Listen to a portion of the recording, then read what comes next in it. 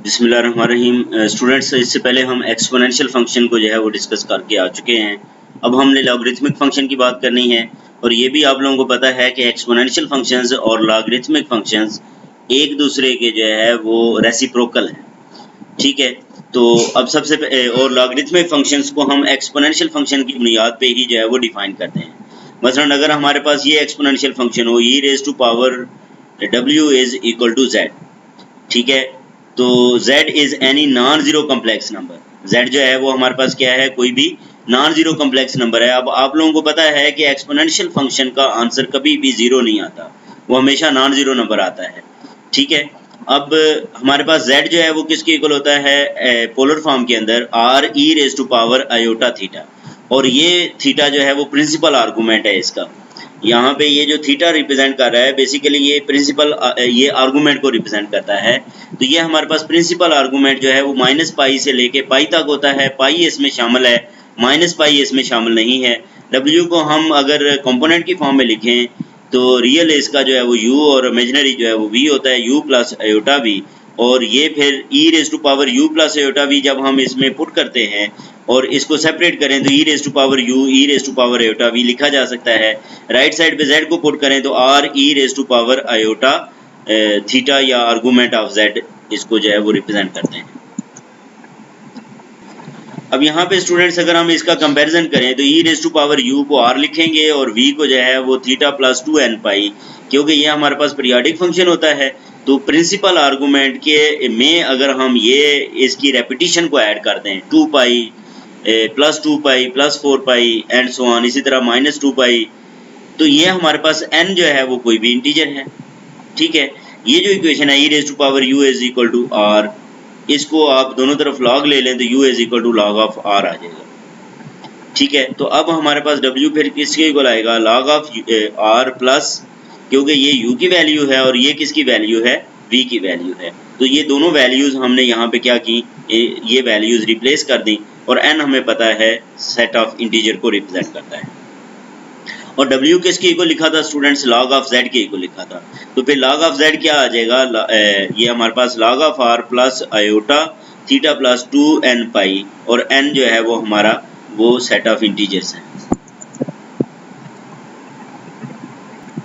और ये भी स्टूडेंट्स आप लोगों को पता है कि एक्सपोनेंशियल और log एक दूसरे के जो है वो क्या होते हैं, एंटी होते हैं। तो इस बुनियाद पे अगर हम जो है वो बात करें तो ये e और log तो आपस में कैंसिल हो जाते हैं, ये z ही आ जाता है और z is not equal to 0। तो बेसिकली जो है वो ये क्या है कि अब क्योंकि ये 2n पाई इसके अंदर आ रहा है तो इसका मतलब ये वैल्यू मल्टी वैल्यूड फंक्शन है।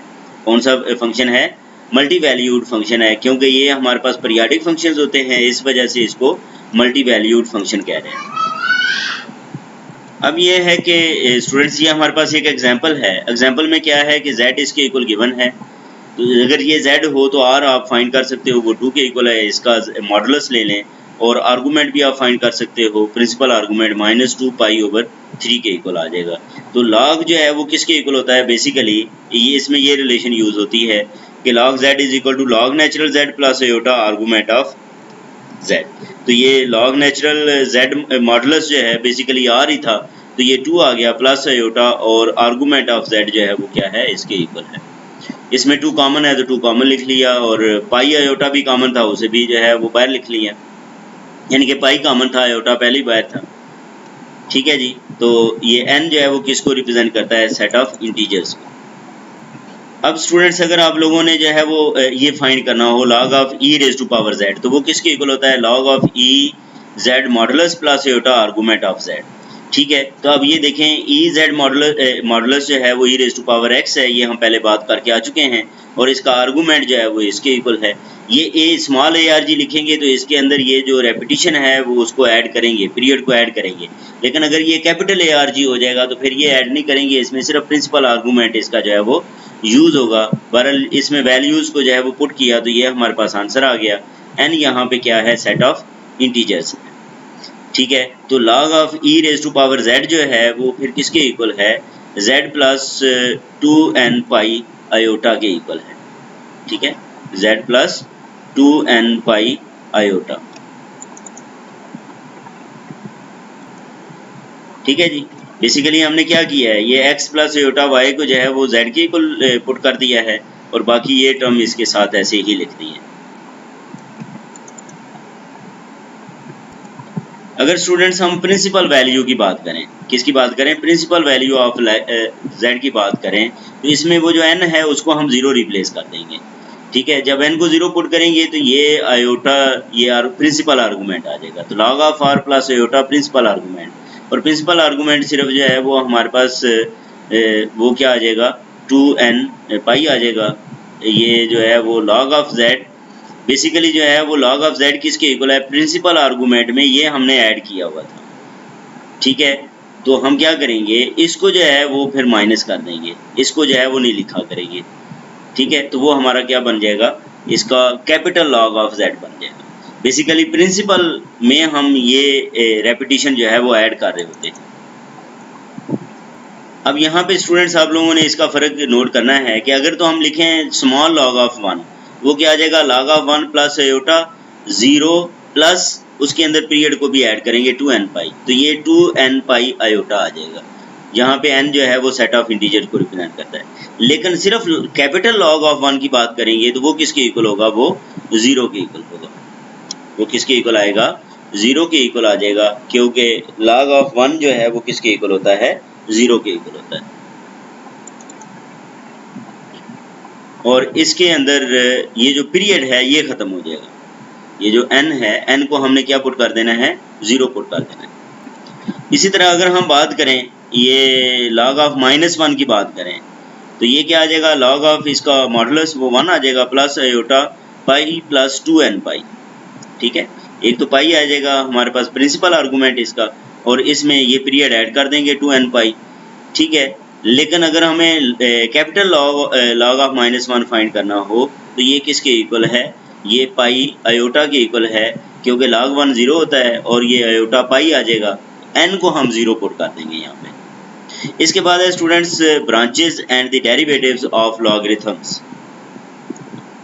ठीक है, अब इसमें हमारे पास जो पोलर फॉर्म में z है वो उसको लिखते हैं r e raise to power iota theta, और ये एक नॉन जीरो कम्प्लेक्स नंबर है हमारे पास जिसके अंदर थीटा जो है वो आर्गूमेंट है और इसकी वैल्यू कोई भी हो सकती है, प्रिंसिपल आर्गूमेंट प्लस 2n पाई, यानी कि प्रिंसिपल आर्गूमेंट तो होता है माइनस पाई से लेके पाई तक, और पाई उसके अंदर शामिल होता है, माइनस पाई शामिल नहीं होता। उसके अंदर हम ये रेपिटेशंस डाल दें 2n पाई, तो ये हमारे पास स्मॉल थीटा के इक्वल आएगा।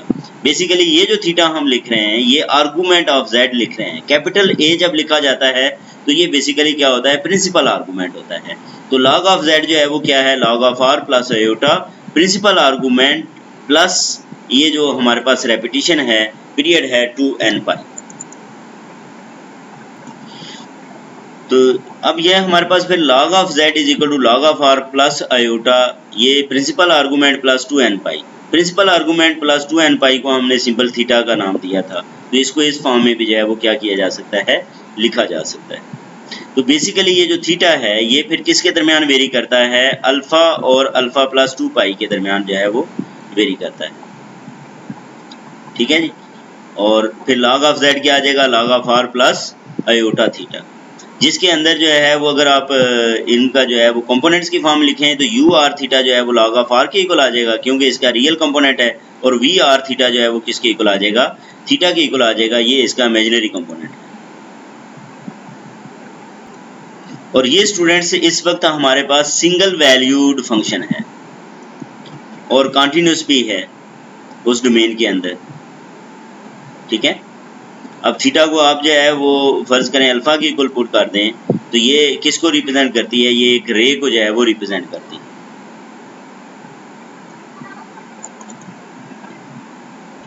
स्टूडेंट्स ये जो ऊपर हमने फंक्शन डिफाइन किया है ना, फंक्शन टू के अंदर जो फंक्शन जो है वो डिफाइन किया था,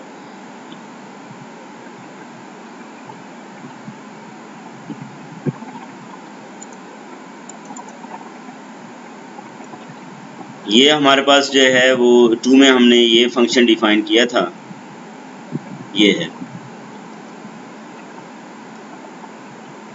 अब ये सिर्फ एनालिटिक नहीं है बल्कि ये जो है वो कॉन्टिन्यूस भी है, इसके जो डेरिवेटिव्स हैं वो क्या हैं, कॉन्टिन्यूस भी हैं।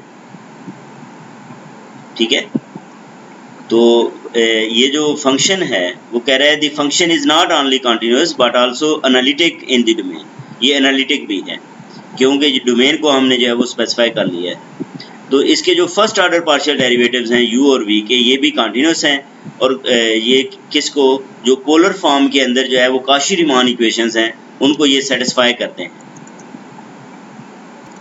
अब क्योंकि ये डिफरेंशिएबल है तो इसका अगर हम डेरिवेटिव लें d over d z of log of z, तो ये हमारे पास जो है वो क्या आ जाएगा, e raise to power minus iota theta u r plus iota v r के इक्वल आएगा। ठीक है जी, और इनकी वैल्यूज़ अगर हम जो है वो पुट कर दें तो हमारे पास ये इसका आंसर आ जाएगा। ठीक है, और इसको हम क्या लिख सकते हैं, z लिख सकते हैं। इसका मतलब ये है कि log z का जो डेरिवेटिव है वो किसके इक्वल होता है, 1 ओवर z के इक्वल होता है, और ये इन कंडीशंस के साथ। लेकिन अगर हमारे पास जो है वो कैपिटल लॉग ऑफ z हो, प्रिंसिपल जो है वो वैल्यू हो, तो फिर d ओवर डी जेड जो है वो किसके इक्वल होता है, 1 ओवर z के इक्वल ही होता है। लेकिन इसकी जो कंडीशन है ये प्रिंसिपल आर्गूमेंट वाली होती है। तो a branch of a multiple valued function f is any single valued function f that is analytic in some domain at each point and f of z is one of the values of f of z। यानी कि जब आप multiple value function के अंदर से किसी एक value की बात करते हैं तो वो बेसिकली क्या होती है, उसकी ब्रांच कहलाती है। वो क्या कहलाती है, ब्रांच कहलाती है। तो ये इसको हम जो है वो सिंगल वैल्यूड फंक्शन कहते हैं। ठीक है, ये हमारे पास ये जो फंक्शन है ये बेसिकली क्या है, ये सिंगल वैल्यूड फंक्शन है किसका, या इसको कहेंगे कि ये ब्रांच है मल्टी वैल्यूड फंक्शन की। ये क्या है, मल्टी वैल्यूड फंक्शन की ब्रांच है। और स्पेसिफिकली ये जो हमारे पास ब्रांच है, इस ब्रांच को प्रिंसिपल ब्रांच कहते हैं। वैसे तो बहुत सारी ब्रांचेज जो हैं, हर सिंगल वैल्यूड के लिए हर सिंगल वैल्यूड फंक्शन डिफाइन किया जा सकता है उसकी डोमेन को रिस्ट्रिक्ट करके, लेकिन ये वाले जो मैंने हाईलाइट किया है ये बेसिकली प्रिंसिपल ब्रांच कहलाता है, क्योंकि हम इसके अंदर जो है वो प्रिंसिपल वैल्यू को डिफाइन करते हैं। फिर इसके बाद है branch cut is a portion of a line और a curve that is introduced in order to define a branch F of a multiple valued function. तो ब्रांच कट बेसिकली क्या होता है, वो मल्टी वैल्यूड फंक्शंस में से जब हम सिंगल वैल्यूड फंक्शन को डिफाइन करते हैं, उस सिंगल वैल्यूड फंक्शन की लाइन या कर्व को जो है वो क्या कहते हैं, ब्रांच कट कहते हैं। ठीक है, और वो पॉइंट्स जो उस ब्रांच कट के ऊपर आते हैं वो क्या होते हैं, वो सिंगुलर पॉइंट्स होते हैं। वो क्या होते हैं, are singular points of f and any point that is common to all branch cuts f is called a branch point.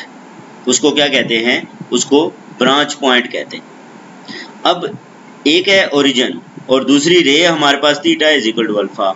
Make of the branch cut for the branch 2। ये 2 के लिए जो है, और 2 हम ऊपर फंक्शन जो है वो डिफाइन करके आ चुके हैं। The branch cut for the principal branch 6 consist of the origin and the ray theta is equal to pi. ठीक है, ये प्रिंसिपल वैल्यू के लिए, उधर तो वो जनरल हमने बात की है, अल्फ़ा को जहाँ पे डिफाइन किया था अल्फ़ा के लिए बात की है, लेकिन यहाँ पे हमारे पास वैल्यू जो है वो अल्फ़ा की जगह पे पाई है। तो ये जो है वो प्रिंसिपल ब्रांच हमारे पास, उसके अंदर एक ओरिजिन है और दूसरा रे जो है वो theta is equal to pi. The origin is evidently a branch point for the branches of the multi valued function logarithmic function. अब स्टूडेंट्स जो हमने थ्योरी पढ़ी है उसको एक्सरसाइज के अंदर हम अप्लाई करेंगे। ये देखो वो कहता है log of minus E iota जो है वो प्रूव करें कि ये इसके इक्वल होता है 1 माइनस पाई बाई 2 आयोटा के इक्वल होता है। इसी तरह लॉग ऑफ 1 माइनस आयोटा जो है वो इसके इक्वल होता है। तो ये पहला क्वेश्चन है जिसको हमने जो है वो प्रूव भी करना है, और फार्मूला हम जो है वो पढ़ के आ चुके हैं, सिंपल उसके अंदर वैल्यूज़ को पुट करना है, हमारे पास आंसर आ जाएगा। अब ये स्टूडेंट्स हम जो है वो फार्मूला पढ़ के आए हैं, उसके अंदर हमने क्या पढ़ा था कि लॉग ऑफ जो है वो z किसके इक्वल आएगा, log natural z modulus plus iota principal argument of z। ठीक है जी, क्योंकि यहाँ पे कैपिटल L लगा हुआ है इसलिए जो है वो इसकी प्रिंसिपल वैल्यू को यूज़ करेंगे। अब इसका हमने मॉडुलस लेना है, तो मॉडुलस जो है वो किसके इक्वल आएगा, e के इक्वल आएगा, और लॉग नेचुरल e जो है वो स्टूडेंट्स वो किसके इक्वल होता है, वो 1 के इक्वल होता है। फिर हमने इसका आर्गूमेंट लेना है, और आर्गूमेंट जो है वो हमारे पास क्या है, इसका रियल पार्ट 0 है, इमेजिनरी पार्ट जो है वो क्या है, ये माइनस ई है तो tan इनवर्स जो है वो किसके इक्वल आ जाएगा, ये हमारे पास ये किसके अलांग आएगा, ये किसी क्वाड्रेंट के अलांग नहीं है बल्कि जो है वो किसी क्वाड्रेंट के अंदर नहीं है बल्कि एक्सिस के अलांग है, और ये इसमें जो है वो आई के साथ माइनस है, तो इसका मतलब ये है कि इसका आंसर जो है वो -π/2 आएगा, यानी कि ये -π/2 एक्सिस के अलांग है। तो इस तरह ये हमारे पास क्या बन जाएगा, -π/2 आयोटा आ जाएगा। इसी तरह log ऑफ 1 माइनस आयोटा को अगर फाइंड करना है तो log नेचुरल जो है इसका मॉडुलस आ गया plus iota argument of this. अब ये देखें इसका मॉडुलस फाइंड करें तो वो किसके इक्वल होता है, √2 होता है, और आर्गूमेंट ऑफ इसका फाइंड करें तो वो किसके इक्वल आ जाएगा, -π/4 आ जाएगा। वो किस तरह कि इसका ये किस क्वाड्रेंट में है, रियल पार्ट पॉजिटिव हो, इमेजिनरी पार्ट नेगेटिव हो, तो वो ये स्टूडेंट्स हमारे पास जो है वो कौन सा क्वाड्रेंट बनता है, हाँ जी स्टूडेंट्स, ये फोर्थ क्वाड्रेंट बनता है, और फोर्थ क्वाड्रेंट में हमारे पास एंगल जो है वो नेगेटिव आएगा, -π/4 आ गया, तो इस तरह इसकी ये वैल्यू आ गई। तो ये हमारा क्वेश्चन नंबर 1 था, MCQs के हवाले से बहुत इंपॉर्टेंट है। फिर क्वेश्चन नंबर 2 है स्टूडेंट्स, क्वेश्चन नंबर 2 में क्या कहता है कि जब सेट ऑफ इंटीजर्स के लिए ये वेरीफाई करें कि log e इसके इक्वल होता है। अब ये स्मॉल लॉग है, स्मॉल लॉग के लिए जो है वो हम क्या करेंगे, 2n भी इसके अंदर ऐड किया करेंगे। कैसे, आगे हम देखते हैं। तो ये स्टूडेंट्स हमारे पास ये देखें log e है, log e को हम क्या लिख सकते हैं, log natural e plus iota, इसका प्रिंसिपल आर्गूमेंट 0 है, और ये 2n इसके अंदर जो है वो पीरियड ऐड कर देंगे। अब log e किसके इक्वल होता है, log e 1 के इक्वल होता है, और आगे जो है वो क्या आ जाएगा, 2n आयोटा, ठीक है, और यही हमें जो है वो फाइंड करना था। इसी तरह log i की बात करें तो log i किसके इक्वल आएगा, log 1 प्लस आयोटा, ये इसका प्रिंसिपल आर्गूमेंट आ गया π/2, क्योंकि इसका जो है वो पॉजिटिव y एक्सिस के अलोंग इसकी वैल्यू है, और पॉजिटिव y एक्सिस के अलोंग एंगल जो है वो π/2 होता है। 2n इसके अंदर ऐड कर दिया क्योंकि स्मॉल लॉग जो है वो लगा हुआ है। अब इसमें से जो है जो log 1 तो 0 हो जाता है, बाकी इसमें से पाई कॉमन ले लें तो ये हमारे पास आंसर है। इसी तरह C के अंदर क्या है कि ये हमें Z की वैल्यू ये इसके इक्वल है, -1 प्लस √3 आयोटा, इसका मॉडुलस लें तो वो 2 आएगा, और ये इसकी क्या है, प्रिंसिपल वैल्यू है, दैट इज़ 2π/3, और इसके बाद जो है इसमें 2n को जो है वो क्या करेंगे, ऐड कर देंगे। बाकी ये log ऑफ 2 तो इसी तरह ही रहेगा, इसमें से पाई कॉमन है, 2 कॉमन है, तो कॉमन लेके लिखेंगे तो ये स्टूडेंट्स हमारे पास जो है इसका आंसर आ जाएगा। n यहाँ पे जो है वो सेट ऑफ इंटीजर को रिप्रेजेंट करता है। फिर स्टूडेंट्स हमारे पास क्वेश्चन नंबर 3 है, क्वेश्चन नंबर 3 में वो कहता है ये शो करो कि log ऑफ 1 प्लस आयोटा का स्क्वायर जो है वो क्या होता है, 2 times of log of 1 plus iota होता है, यानी कि पावर को हम log के शुरू में लिख सकते हैं। इसी तरह log ऑफ -1 प्लस आयोटा का स्क्वायर ये इक्वल नहीं होता 2 log ऑफ -1 प्लस आयोटा के। तो ये हम स्टूडेंट्स प्रूव करते हैं इसको। अब इसको सॉल्व करने के लिए स्टूडेंट्स हमने क्या करना है, सबसे पहले हम क्या करेंगे, 1 प्लस आयोटा का स्क्वायर ओपन करेंगे।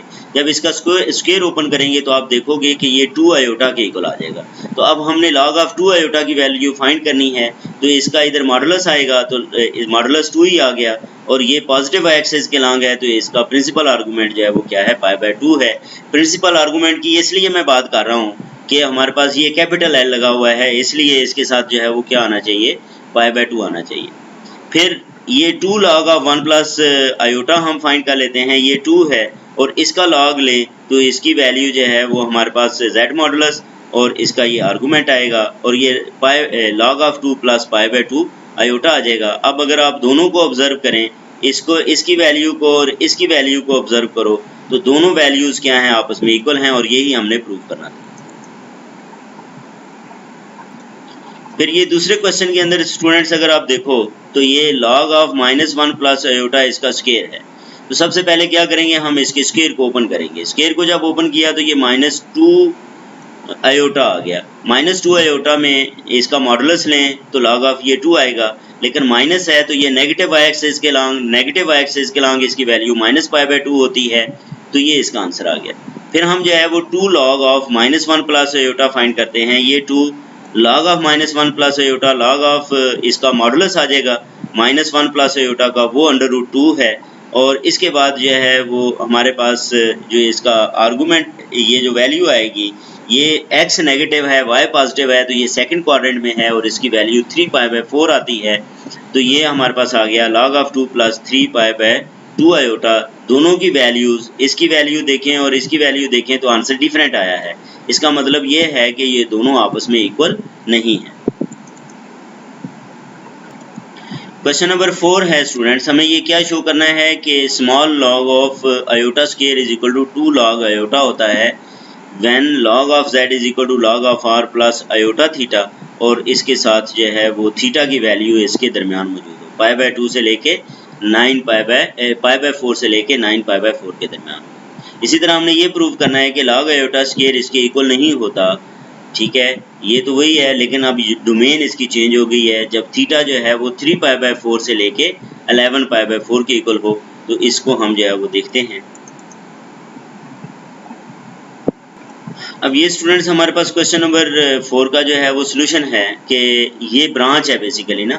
हमने ये कहा था कि जब थीटा को आप किसी डोमेन में रिस्ट्रिक्ट कर देंगे तो वो उसकी क्या होगी, ब्रांच हो जाएगी, या वो सिंगल वैल्यूड फंक्शन आ जाएगा। log of z is equal to log of r plus iota theta होता है।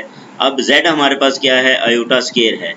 ठीक है, तो इधर जो है वो इसका मॉडुलस जो है वो किसके इक्वल आएगा, आयोटा स्क्वायर बेसिक का मॉडुलस जो है वो हमारे पास माइनस आयोटा स्क्वायर की वैल्यू क्या होती है, -1 के इक्वल होती है। ठीक है, तो हमने इधर इसकी वैल्यू को पुट कर दिया और फिर जो है वो log ऑफ 1, इसका मॉडुलस क्या है वो log ऑफ 1 आ गया। और आयोटा क्योंकि माइनस है तो माइनस अगर रियल में वैल्यू नेगेटिव में हो तो वो नेगेटिव x एक्सिस के लॉन्ग लाई करता है उसका टर्मिनल आर्म, और उस सूरत में एंगल जो है वो कितना होता है, पाई होता है। अब log ऑफ 1 किसके इक्वल आएगा, वो 0 के इक्वल आएगा, तो ये पाई आयोटा आ गया। फिर 2 log ऑफ i को अगर हम फाइंड करें, ये 2 है, log i जो है हम अगर फाइंड करें तो वो क्या आ जाएगा, log ऑफ 1 प्लस आयोटा π/2। ठीक है, क्योंकि ये पॉजिटिव y एक्सिस के लॉन्ग है और पॉजिटिव y एक्सिस के लॉन्ग वैल्यू क्या होगी, हमारे पास π/2 होगी इस डोमेन के अंदर। ठीक है जी, तो ये भी पाई आयोटा आ जाएगा। तो ये दोनों जो है वो क्या हैं, आपस में सेम हैं, तो इसका मतलब ये है कि ये इक्वल आ गए। अब अगर हम पार्ट बी की बात करें, किसकी बात करें, पार्ट बी की, तो log of z is equal to log of r plus iota theta है और इसकी ब्रांच जो है वो इससे डिफाइंड है। अब इसमें अगर स्टूडेंट्स देखें तो log ऑफ आयोटा स्क्वायर को क्या लिखा जा सकता है, -1, और इसका log 1 मॉड प्लस आयोटा -1। अब ये देखें 3π/4 से लेके 11π/4 है। अब 3π/4 सेकंड एक्सिस के अंदर आता है, वो सेकंड क्वाड्रेंट के अंदर आता है। इसका मतलब पाई इसके अंदर वैल्यू आती है, तो हम पाई लिखेंगे, पाई आयोटा। अब 2 log i अगर हम लिखें तो ये 2 तो उसी तरह log i में i का मैग्नीट्यूड जो है यानी कि 1 के इक्वल आ जाएगा। और इसका जो प्रिंसिपल आर्गूमेंट है स्टूडेंट्स वो क्या है कि ये किसके अलॉन्ग आएगा, पॉजिटिव y एक्सिस के लॉन्ग। अब पॉजिटिव y एक्सिस के लॉन्ग ये तो आपका जो यहाँ पे अगर आप देखो तो ये अगर सेकंड ये एंगल आपका ये वाला है 3π/4। अब यहाँ से घूम के आपने यहाँ पे आना है, तो इसका मतलब इसका ये वाला एंगल आपने बताना है और वो एंगल है 5π/2। तो इस तरह इसका आंसर जो है वो क्या आ जाएगा, 5π आयोटा आ जाएगा। तो ये आपस में इक्वल नहीं है। क्वेश्चन नंबर 5 है स्टूडेंट्स, 5 में क्या है कि the set of the values log of iota raise to power 1/2, ये हमने प्रूव करना है इसके इक्वल हैं, और same is the case of 1/2 log i के। इसी तरह बी पार्ट में हमने ये प्रूव करना है the set of the values of log iota square is not same as that of the set of values of 2 log iota. तो इसको हम जो है वो प्रूव करते हैं आगे। अब इसमें अगर स्टूडेंट्स बात की जाए कि the 2 values of iota raise to power 1/2 वो क्या हैं, e raise to power iota π/4 है और e raise to power iota 5π/4 है। ठीक है, तो log of e raise to power iota π/4 की बात करें तो वो हमारे पास इसकी वैल्यू को जो है वो अगर आप फाइंड करते हो तो ये इसके इक्वल आ जाएगा। और आयोटा 5π/4 की अगर हम वैल्यूज़ को जो है वो फाइंड करें तो वो ये इसके इक्वल आएगी। ठीक है, अगर हम इन दोनों रिजल्ट्स को स्टूडेंट्स कंबाइन कर दें, इन दोनों रिजल्ट्स को क्या करें, कंबाइन करें, तो ये हमारे पास फिर क्या आ जाएगा, log of iota raise to power 1/2 इसके इक्वल आ जाएगा n + 1/4 पाई आयोटा। ठीक है जी, अब हम दूसरे रिजल्ट को देखते हैं। अब on the other hand 1/2 log iota जो है वो 1/2, अब इधर हमने log आयोटा की वैल्यू जो है वो रिप्लेस करनी है, तो log आयोटा जो है वो इसका मॉडुलस आएगा प्लस आयोटा, ये इसकी प्रिंसिपल वैल्यू है और 2n इसके अंदर ऐड कर देंगे और इसका आंसर जो है वो ये आ जाएगा। Thus the set of the values is the same as that of 1/2 log iota। इसका मतलब ये है कि ये दोनों क्या हैं आपस में 1/2 के लिए ये आपस में इक्वल है। अब हम स्टूडेंट्स बात करते हैं log ऑफ आयोटा स्केयर की। आयोटा स्केयर किसके इक्वल होता है, -1 के, तो इसकी जगह पे -1 लिख लिया और -1 का मॉडुलस जो है ये क्या आ गया 1, प्रिंसिपल आर्गूमेंट जो है वो इसका पाई है, 2n इसके अंदर ऐड किया क्योंकि स्मॉल लॉग है इसलिए, और ये हमारे पास इसका आंसर आ गया। लेकिन 2 log i अगर हम जो है वो फाइंड करते हैं तो 2 log i की वैल्यू जो है वो log 1 plus iota, principal argument इसका π/2 आ गया क्योंकि ये पॉजिटिव एक्सिस के लॉन्ग है इसलिए, और इसमें 2n जो है वो ऐड कर देंगे और इसका आंसर ये आ जाएगा। अब आप दोनों रिजल्ट्स को देखें तो दोनों रिजल्ट्स आपस में इक्वल नहीं हैं। अब नेक्स्ट हमारे पास स्टूडेंट्स क्वेश्चन ये है कि find all the roots of the equation, यानी कि log ऑफ z अगर आयोटा π/2 के इक्वल हो तो हमने बेसिकली क्या फाइंड करनी है, z की वो तमाम वैल्यूज़ फाइंड करनी है जो इस इक्वेशन को सेटिस्फाई करती हैं, और वो हम ये z is equal to iota ही इसको सेटिस्फाई करता है, ये अब हम जो है वो फाइंड भी करते हैं।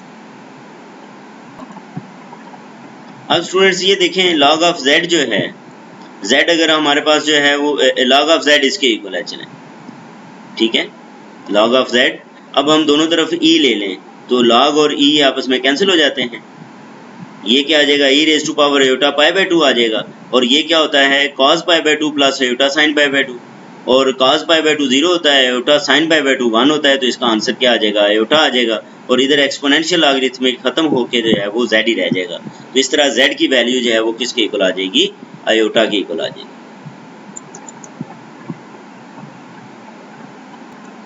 फिर ये स्टूडेंट्स हमारे पास अगर आप ये देखें क्वेश्चन नंबर 10 है, show in 2 ways that the function is harmonic in every domain that does not contain the origin। ये फंक्शन हार्मोनिक है लेकिन जीरो ओरिजिन को जो है वो कंटेन नहीं करता, ये हमने 2 वे से इसको प्रूव करना है। अब स्टूडेंट्स हम इसको प्रूव करते हैं। Since log of x square plus y square is the real component of any analytic branch of 2 log of z, it is harmonic in every domain that does not contain the origin। ठीक है, क्यों कि हमारे पास ये देखें x square plus y square है तो इसकी हमेशा वैल्यू पॉजिटिव आएगी, लेकिन log ऑफ 0 एग्जिस्ट ही नहीं करता, इसलिए ओरिजिन जो है वो इसके अंदर शामिल नहीं करेंगे। दूसरा वे ये है कि हम जो है वो क्या करें, इसके ऊपर जो हार्मोनिक इक्वेशन है उसको प्रूव कर लें, इसका x फाइंड करें, partial derivative with respect to x, फिर partial derivative with respect to x, यानी कि second order partial derivative with respect to x, फिर second order partial derivative with respect to y, दोनों को आपस में ऐड करें तो आंसर क्या आ जाएगा, 0 आ जाएगा। तो यहाँ से भी प्रूव हो जाएगा कि ये फंक्शन जो है वो हमारे पास क्या है, हार्मोनिक फंक्शन है। ठीक है जी। फिर स्टूडेंट्स हमारे पास ये हैं कि सम आइडेंटिटीज इन्वॉल्विंग लॉगरिथम्स, कुछ आइडेंटिटीज हैं जो लॉगरिथम को इन्वॉल्व करती हैं, जैसे log ऑफ z1 z2, अगर दो कम्प्लेक्स नंबर्स का प्रोडक्ट आ जाए तो उनको हम एडिशन के अंदर जो है वो लिख सकते हैं, जैसे रियल नंबर के अंदर हम करते हैं। इसी तरह स्टूडेंट्स आर्गूमेंट के लिए भी आर्गूमेंट ऑफ z1 z2 को लिख सकते हैं हम argument of z1 plus argument of z2।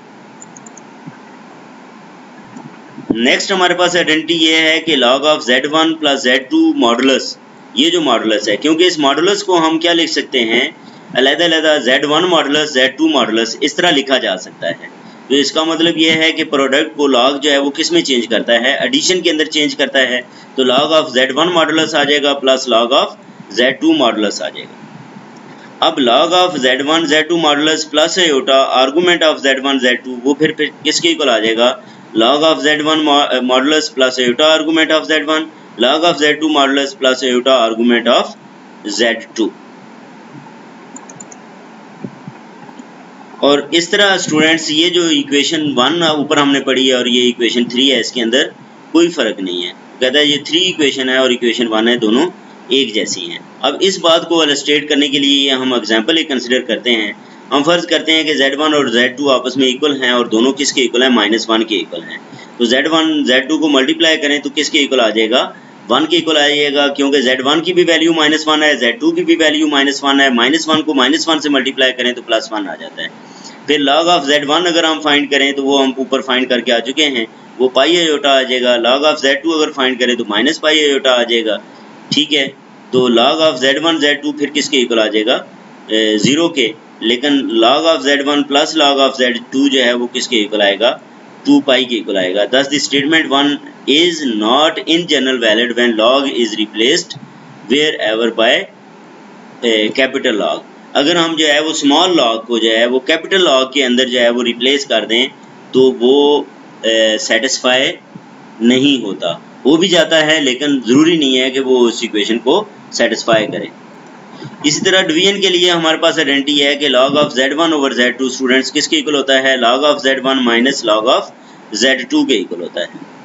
और ये जो Z raise to power n है, जो रूट्स हैं, इसको हम इस तरह लिख सकते हैं। ये e की पावर, ये देखें बेसिकली ये हमने क्या किया, e log of z raise to power n किया और वो n जो है वो किसके इक्वल आ गया? शुरू में आ गया। तो इस तरह हम इसको रिप्लेसमेंट कर सकते हैं। इसके बाद स्टूडेंट्स हमारे पास है ये कम्प्लेक्स एक्सपोनेंट्स, यानी कि हमारे पास जो एक्सपोनेंट्स जो पावर्स हैं उसकी बात करेंगे। जैसे z raise to power c है, इसको हम e रेज़ टू पावर इस फॉर्म में लिख सकते हैं और c जो है वो log के शुरू में आ जाएगा। ठीक है, log ऑफ z जो है वो बेसिकली किसको रिप्रेजेंट करता है? मल्टी वैल्यूड फंक्शन को रिप्रेजेंट करता है। ठीक है, इसके अंदर फिर हमने ब्रांचेस की बात की कि जब हम उसकी डोमेन को रिस्ट्रिक्ट करते हैं, ठीक है, तो वो ब्रांच में वो सिंगल वैल्यूड फंक्शन हो जाता है। और फिर हमने कैपिटल LOG की बात की और उस सूरत में वो ब्रांच जो है वो प्रिंसिपल वैल्यू के मुतालिक होती है। ठीक है जी, तो ये पावर्स हैं। तो आगे हम एग्जांपल से देखते हैं। अब ये हमारे पास एग्जांपल नंबर 1 है, उसमें वो स्टूडेंट्स कह रहे हैं कि powers of z are in general multiple valued. ये मल्टीपल वैल्यूड होते हैं। मल्टीपल वैल्यूड जिसमें 2n पाई हम ऐड करते हैं उसको मल्टीपल वैल्यूड कहते हैं। 2n पाई जब इसमें ऐड हो जाता है तो वो क्या होता है? Multiple valued. जैसे e raise to power minus iota raise to power -2 iota है, इसको हम क्या लिख सकते हैं? e रेज़ टू पावर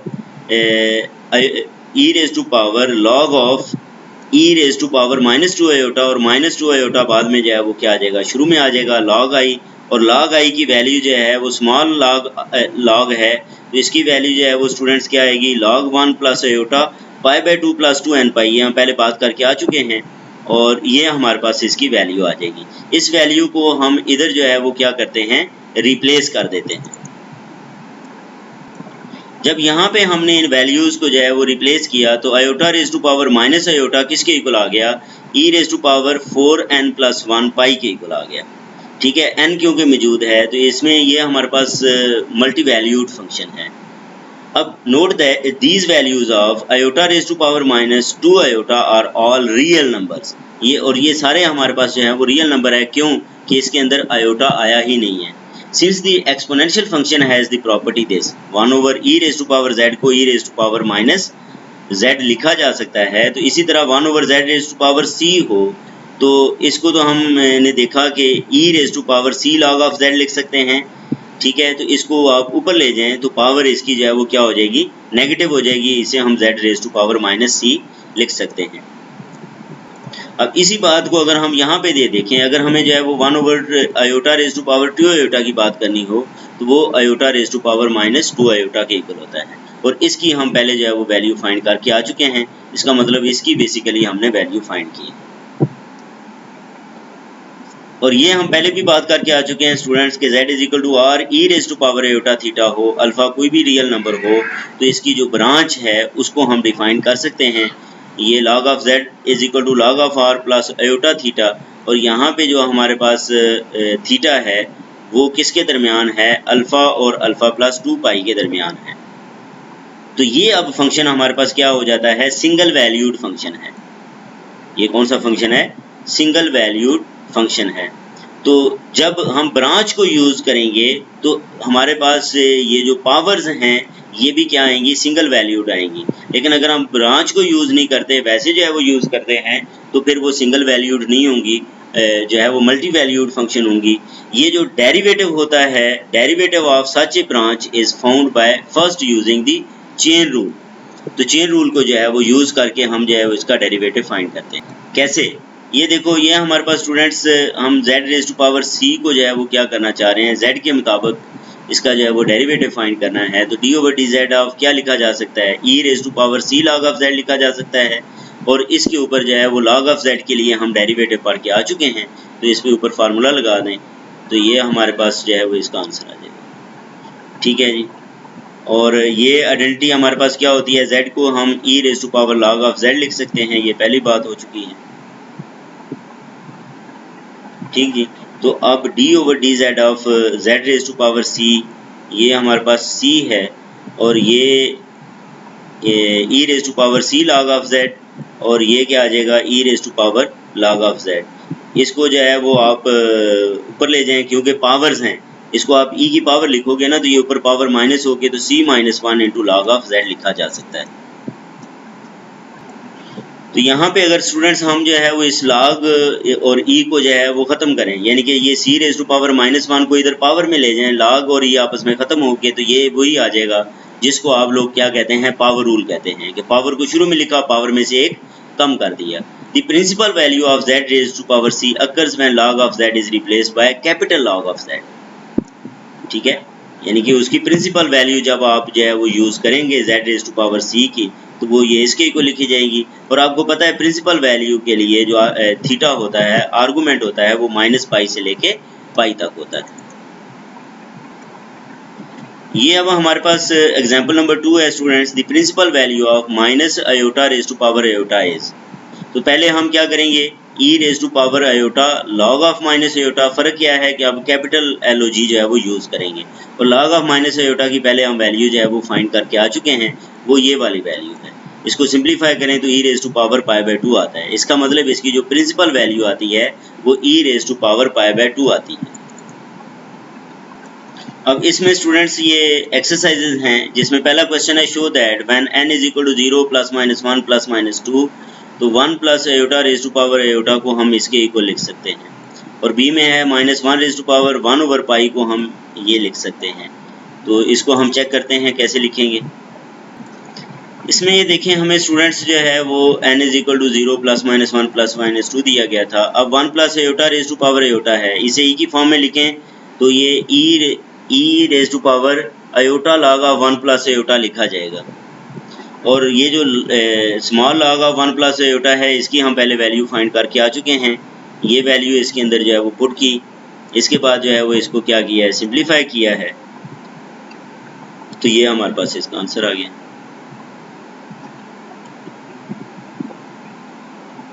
ठीक है, और क्योंकि तमाम इंटीग्रल वैल्यूज़ जो है वो n लेता है, तो इसे पॉजिटिव लिखें नेगेटिव लिखें, इससे कोई फ़र्क नहीं पड़ता। तो -2n पाई की बजाय आप 2n पाई को यूज़ कर लें तो फिर भी दुरुस्त है। तो ये हमारे पास आंसर आ जाएगा, यही हमें प्रूफ करना था। इसी तरह students -1 raise to power 1 by pi, -1 raise to power 1 by pi, तो ये इसे आप e की पावर में लिखें, e एक्स पी e की पावर होती है, ये पावर शुरू में आ जाती है। बाकी log ऑफ -1 हम पहले फाइंड करके आ चुके हैं। ठीक है, वो होता है log ऑफ इसका modulus plus iota, principal value होती है, और 2n पाई उसके अंदर क्या करते हैं, ऐड कर देते हैं। तो ये हमारे पास इसका आंसर आ जाएगा, ये हमें प्रूफ करना था। फिर क्वेश्चन नंबर 2 है स्टूडेंट्स के find the principal value of, इसकी हमें प्रिंसिपल वैल्यू फाइंड करनी है iota raise to power iota की, और e/2 -1 minus √3 iota raise to power 3 pi iota की। ठीक है, इसी तरह जो है वो 1 minus iota raise to power 4 iota की हमें कौन सी वैल्यूज़ फाइंड करनी है, प्रिंसिपल वैल्यू। तो प्रिंसिपल वैल्यू में कैपिटल LOG जो है वो यूज़ होता है। अब हम इसकी प्रिंसिपल वैल्यू फाइंड करेंगे। Principal value of iota raise to power iota, वो e raise to power iota शुरू में आ जाएगा और ये capital log LOG of iota आएगा। और कैपिटल लॉग के लिए आपको पता है सिर्फ यहाँ पे प्रिंसिपल वैल्यू यूज़ होती है, आर्गूमेंट आगे 2n पाई ऐड नहीं करते। बाकी इसका मॉडुलस है लॉग आयोटा का मॉडुलस ये 1 है, log 1 0 के इक्वल होता है और ये आयोटा आयोटा से मल्टीप्लाई होकर -π/2 बन जाएगा। तो इसका आंसर क्या आ जाएगा, -π/2। इसी तरह principal value of this e/2 -1 -√3 iota raise to power 3 pi iota, इसको आप पहले क्या लिखेंगे, e की पावर, ये जो है वो पावर जो है वो क्या आ जाएगी, शुरू में आ जाएगी और बाकी इस पोर्शन का जो है वो क्या आ जाएगा, लॉग आ जाएगा। और इसकी लॉग की जो है वो हमने क्या की, इधर जो है वो वैल्यूज़ लिख ली और फिर जो है वो मल्टीप्लाई किया, तो ये हमारे पास जो है वो इसका आंसर आ गया। इसी तरह स्टूडेंट्स हमने ये प्रिंसिपल वैल्यू फाइंड करनी है 1 minus iota raise to power 4 iota की। तो ये e raise to power 4 iota, ये देखें ये जो है ये शुरू में आ जाता है और इसका इस हिस्से का जो है वो लॉग आ जाएगा। क्योंकि प्रिंसिपल वैल्यू की बात हो रही है तो यहाँ पे लॉग जो आएगा वो कैपिटल L से आएगा। अब लॉग ऑफ 1 माइनस आयोटा की वैल्यू जो है वो आप फाइंड करो, तो ये एक तो इसका मॉडुलस है वो √2 आ जाएगा और आर्गूमेंट जो है वो कितना बनेगा इसका π/4। इसको आप सिंप्लीफाई कर लो। फिर मजीद e raise to power iota theta को आयलर फार्मूले के मुताबिक लिखा जा सकता है cos of the angle plus iota sine of the angle. ठीक है, तो ये हमारे पास जो है ये जो ऊपर √2 है इसको भी लॉग की प्रॉपर्टी से हम जो है वो शुरू में पावर में ला सकते हैं, इसलिए ये जो 4 ख़त्म होके जो है वो क्या आ जाएंगे, 2 आ जाएगा।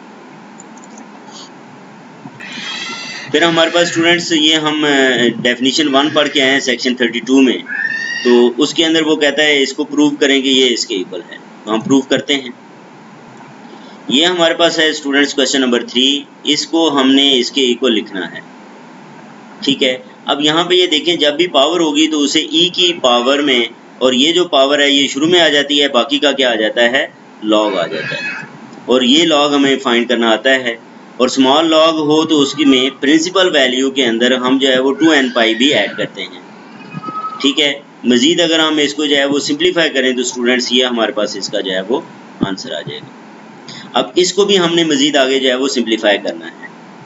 ये जो e raise to power 3n pi iota है, इसको अगर हम जो है वो सिंप्लीफाई करें तो इसका आंसर जो है वो हमारे पास -1 और +1 में आता है, इसलिए हम इसे प्लस माइनस लिख देंगे।